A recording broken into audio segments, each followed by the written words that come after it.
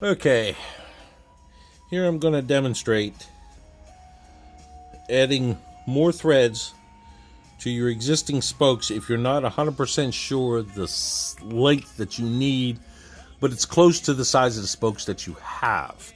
So here is the standard threaded spoke. Okay, you take the tool, feed the spoke in, and thread the spoke by hand.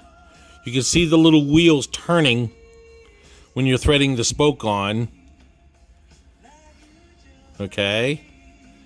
And then just, thread it on just by holding the spoke. You can feel it. It threads really, really easy. So thread it on until you feel it bottom out. Snug it down. Now you can just continue the threads to the existing threads. You're basically extending them to the length of at least twice the distance of the normal threads. So that gives you extra leeway when you're truing the wheel. So when you lace up your wheel, you got these extra threads because you're not 100% sure of the exact size, which happens to be in my case. Once it bottoms out, back it off.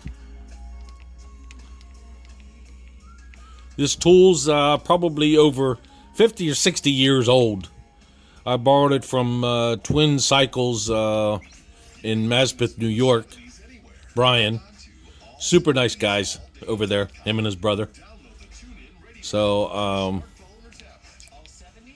once you got it backed all the way off, once you bottomed out, loosen it up, and just use the tool to just pull on the spoke a little bit, and just use the tool to unthread the rest of it. That's what I find to be easiest to do. So, and then it pulls right out. So there is the double length threads. If you can see that.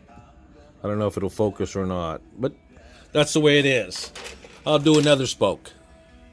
Take the spoke, feed it through, manually thread it into the tool. You'll see the little wheels. It'll thread really, really easy. You see the little tool wheels rolling. So that means the threads are spot on. You're not cross-threading. I don't know why they call this thread cutter, because it actually doesn't cut threads. It actually compresses them into the metal. It actually doesn't cut anything. It just actually, I think it's, compresses and squeezes threads into the actual metal itself. But there actually is no cutting actually involved, even though they call this a thread cutter. But technically it's not a cutter. It's actually a thread compressor.